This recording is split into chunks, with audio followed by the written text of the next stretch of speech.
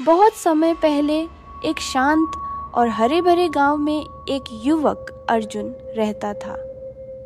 अर्जुन बहुत मेहनती और बुद्धिमान था, लेकिन उसमें एक बड़ी कमी थी। उसे दूसरों की मदद करना समय की बर्बादी लगती थी। वह सोचता था कि हर किसी को अपनी समस्याएं खुद सुलझानी चाहिए।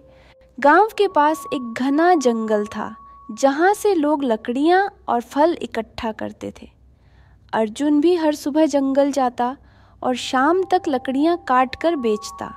एक दिन जब वह जंगल में काम कर रहा था, तो उसने एक घायल कबूतर को देखा। कबूतर के पंख टूटे हुए थे और वह उड़ने में असमर्थ था। अर्जुन ने सोचा, मुझे इसमें समय बर्बाद नहीं करना चाहिए, यह मेरा काम नहीं है। लेकिन जैसे ही वह जाने को हुआ, कबूतर ने अपनी आंखों से अर्जुन की ओर देखा, जैसे वह मदद की गुहार लगा रहा हो। अर्जुन का मन विचलित हुआ। उसने सोचा, शायद इसे थोड़ी मदद की जरूरत है। उसने कबूतर को उठाया, उसके घाव पर जड़ी बूटी लगाई और उसे अपने बैग में रख लिया। वह कबूतर को अपने घर ले आया और उसकी देखभाल करने लगा। कई दिनों तक अर्जुन ने उसे भोजन दिया और उसकी चोटों को ठीक करने के लिए प्रयास करता रहा।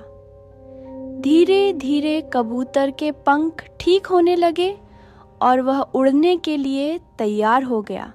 जब वह दिन आया कि कबूतर उड़ सकता था, अर्जुन ने उसे खुले आसमान में छोड़ दिया।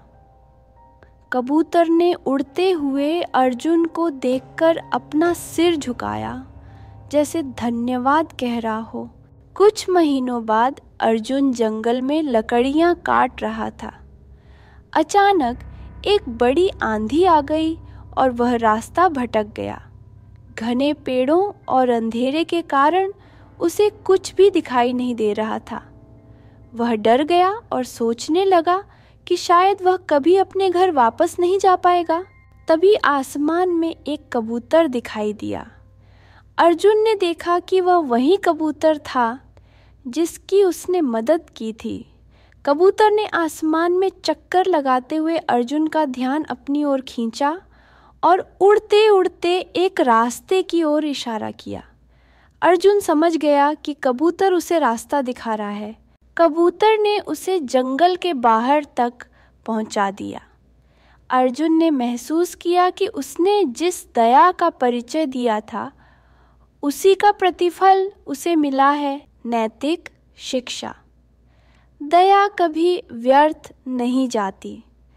दूसरों की मदद करने से न केवल उनका भला होता है, बल्कि भविष्य में वह हमारे लिए भी फायदेमंद हो सकती है।